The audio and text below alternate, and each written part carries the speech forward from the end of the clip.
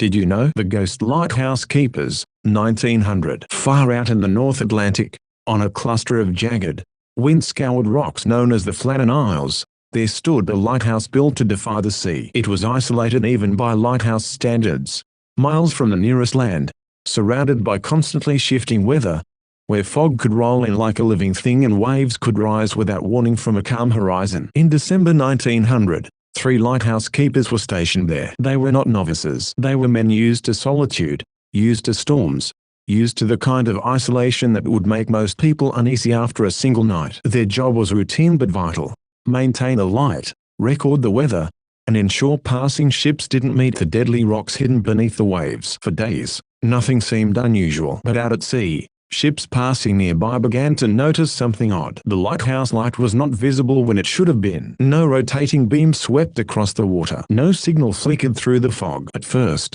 it was assumed the weather had simply thickened. The Atlantic was known for hiding entire islands behind curtains of mist. Still, the silence continued. Eventually, a relief vessel was dispatched to replace the keepers. When it approached the island, the crew expected the usual signal of routine, perhaps a lantern flash or at least movement at the tower. Instead, there was nothing. The sea crashed violently against the rocks below, and the lighthouse stood unmoving, like a sealed monument. When the relief keeper, Joseph Moore, reached the shore and climbed toward the station, an unsettling quiet followed him. The gate was closed. The entrance door was locked from the inside. That alone was strange. Keepers were expected to be outside or at least visible when relief arrived. After gaining access, the scene inside became even harder to explain. Everything was in order, yet everything felt abandoned in the middle of action. A chair was overturned near the kitchen table, as though someone had stood up suddenly and left without a thought to balance or order. A meal had been prepared but never eaten. A coat was left hanging in a way that suggested its owner intended to return for it moments later,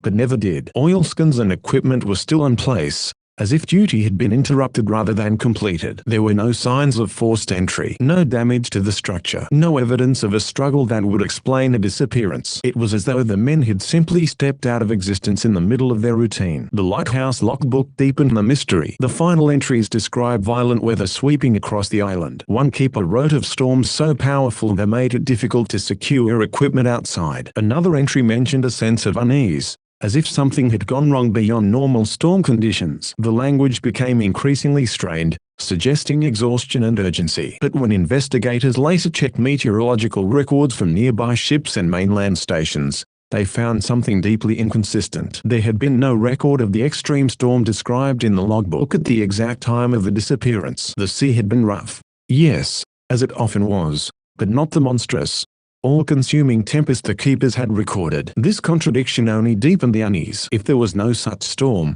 then what had frightened 3 experienced men enough to abandon structure and routine? And if there was a storm, why did no one else see it? Search efforts followed. The surrounding cliffs were examined. The waters around the island were scoured. Boats moved through the channels between rocks, looking for wreckage or bodies. But the sea gave nothing back. No clothing, no broken equipment, no remains. Nothing that could explain what had happened in that small, isolated world. The official record eventually listed the disappearance as one of maritime history's enduring mysteries, now associated with the Flannan Isles lighthouse disappearance. Over time, theories multiplied. Some suggested a sudden rogue wave struck the island, sweeping the men away while they worked outside. Others believed one keeper may have been lost, and the others left the safety of the lighthouse in panic, only to meet the same fate. More imaginative interpretations spoke of psychological breakdown under extreme isolation, where fear and stress might have led to irrational decisions. But none of these theories fully matched the scene left behind. The locked door,